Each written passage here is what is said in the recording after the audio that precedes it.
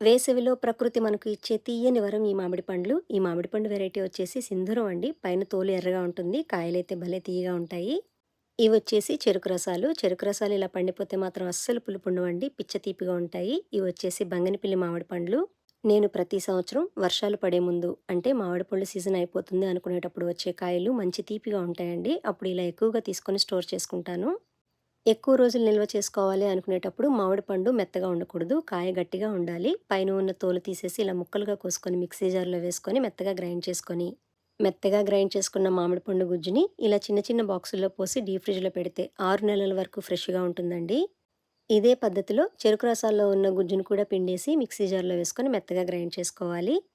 ఇలా రసం పిండేసిన తర్వాత టెంకలను మాత్రం వెంటనే పడేయనండి. ఈ టెంకలన్నింటినీ ఒక ప్లేట్‌లో పెట్టుకొని అందరం కూర్చొని తింటూ ఉంటే మంచి టైమ్ పాస్ అయిపోతుంది. ఇదే పద్ధతిలో బంగినపల్లి మామిడి పళ్ళను కూడా ముక్కలుగా కోసుకొని మెత్తగా గ్రైండ్ చేసుకొని బాక్సుల్లో పోసుకోవాలి. ఇలా చిన్న చిన్న బాక్సుల్లో పోసుకొని డీప్ ఫ్రిడ్జ్‌లో పెట్టుకుంటే చక్కగా గడ్డ కట్టేస్తాయండి. అప్పుడు మనకి ఎప్పుడు కావాలంటే అప్పుడు ఒక బాక్స్ బయట పెట్టుకుంటే సీజన్ అయిపోయిన తర్వాత కూడా చక్కగా మ్యాంగో జ్యూస్, మిల్క్ షేక్స్, పుడ్డింగ్స్‌లోకి వాడుకోవడానికి చాలా బావుంటుంది. సీజన్‌లో కొంచెం సమయం కేటాయిస్తే ఏడాది పొడవునా మామిడి పండు తీపిని ఎంజాయ్ చేయొచ్చు.